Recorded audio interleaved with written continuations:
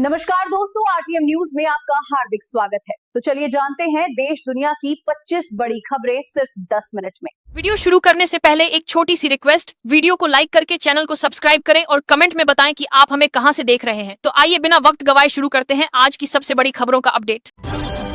मुख्यमंत्री योगी आदित्यनाथ ने वाल्मीकि जयंती पर वाल्मीकि समाज को सुरक्षा का आश्वासन दिया और संविदा सफाई कर्मियों के लिए नई घोषणाएं की। उन्होंने कहा कि भगवान वाल्मीकि का अपमान भगवान राम का अपमान है। योगी ने विपक्ष पर जातिवाद की राजनीति करने का आरोप लगाया और वाल्मीकि समाज से बच्चों को शिक्षित करने की अपील की। दिल्ली के पूर्व मुख्यमंत्री अरविंद केजरीवाल को अदालत के आदेश पर नया बंगला अलॉट किया गया है। मुख्यमंत्री आवास छोड़े उन्हें करीब 1 साल हो गया था। एक राष्ट्रीय पार्टी के अध्यक्ष होने के कारण उन्हें आवास मिलना चाहिए, इस मुद्दे पर आम आदमी पार्टी अदालत गई थी। एनडीटीवी की रिपोर्ट के अनुसार केजरीवाल को लोधी एस्टेट स्थित टाइप 7 बंगला अलॉट किया गया है। रायबरेली में हरिओम वाल्मीकि की ग्रामीणों द्वारा चोर समझकर पीटने से हुई मौत के मामले में कांग्रेस सक्रिय है। अजय राय के बाद अखिल भारतीय राष्ट्रीय कांग्रेस के राजेंद्र पाल गौतम के नेतृत्व में एक प्रतिनिधि मंडल ने पीड़ित परिवार से मुलाकात की और हर संभव मदद का आश्वासन दिया। उन्होंने दलित उत्पीड़न के मामलों पर योगी सरकार को घेरा और इस्तीफे की मांग की। उत्तर प्रदेश 2030 तक वैश्विक फूड बास्केट बनने की ओर अग्रसर है। मुख्यमंत्री योगी आदित्यनाथ ने कहा कि प्रदेश देश के खाद्यान्न उत्पादन में 21% का योगदान देता है। उन्होंने कृषि विभाग की 150वीं वर्षगांठ पर आयोजित डीएसआर कॉन्क्लेव में ये बात कही।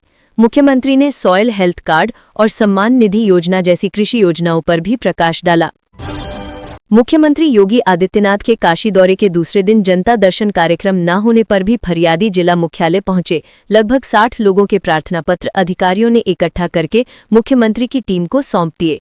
शिकायतकर्ताओं में चोलापुर के किसान और आंगनवाड़ी कार्यकर्ता शामिल थे। जनता दर्शन में लापरवाही के कारण इस बार कार्यक्रम नहीं हुआ। केंद्रीय गृह मंत्री अमित शाह ने कहा कि राजग सरकार ने बिहार को जंगल राज से बाहर निकालकर विकास और सुशासन की नई दिशा दी है।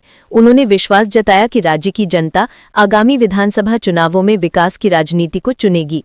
भाजपा अध्यक्ष जेपी नड्डा ने राजग की जीत का भरोसा जताया और कहा कि चुनाव राज्य के विकास को जारी रखने के लिए हैं।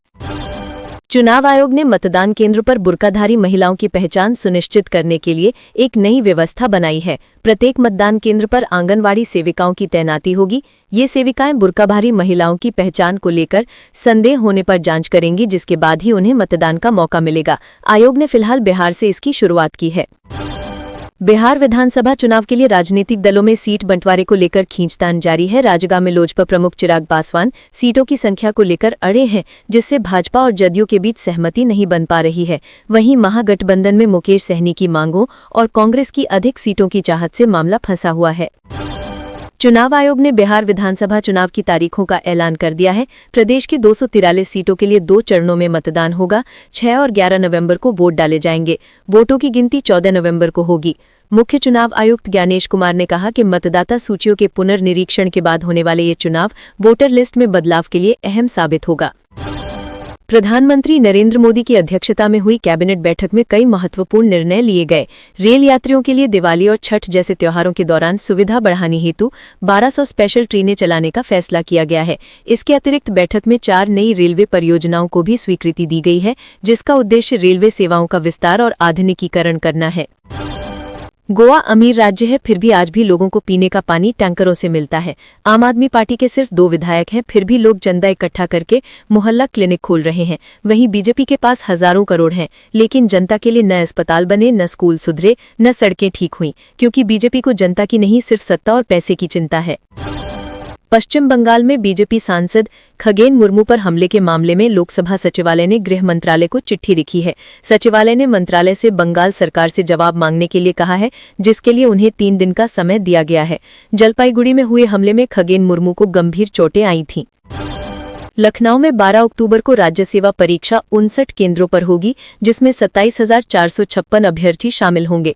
जिलाधिकारी ने परीक्षा में लोक सेवा आयोग की गाइडलाइन का पालन करने का निर्देश दिया है। परीक्षा 2 पालियों में होगी और सुरक्षा के लिए मजिस्ट्रेट तैनात किए गए हैं। केंद्रों पर सीसीटीवी कैमरे से निगरानी रखी जाएगी।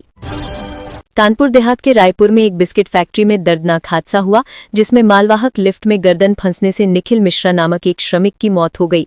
परिजनों ने सुरक्षा में लापरवाही का आरोप लगाते हुए मुआवजे की मांग की है। पुलिस ने शव को बाहर निकालकर मामले की जांच शुरू कर दी है और फैक्ट्री प्रबंधन से मुआवजे पर बात की है।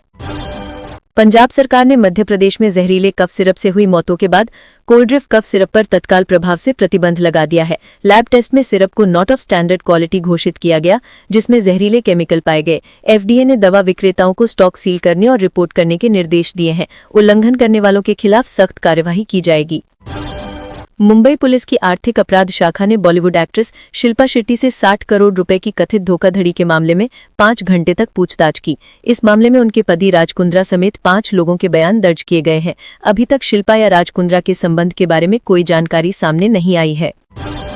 कुशीनगर में अक्टूबर में एक दिन की बारिश ने पिछले 35 साल का रिकॉर्ड तोड़ दिया है, जहां 4 अक्टूबर को 382.5 मिलीमीटर बारिश हुई।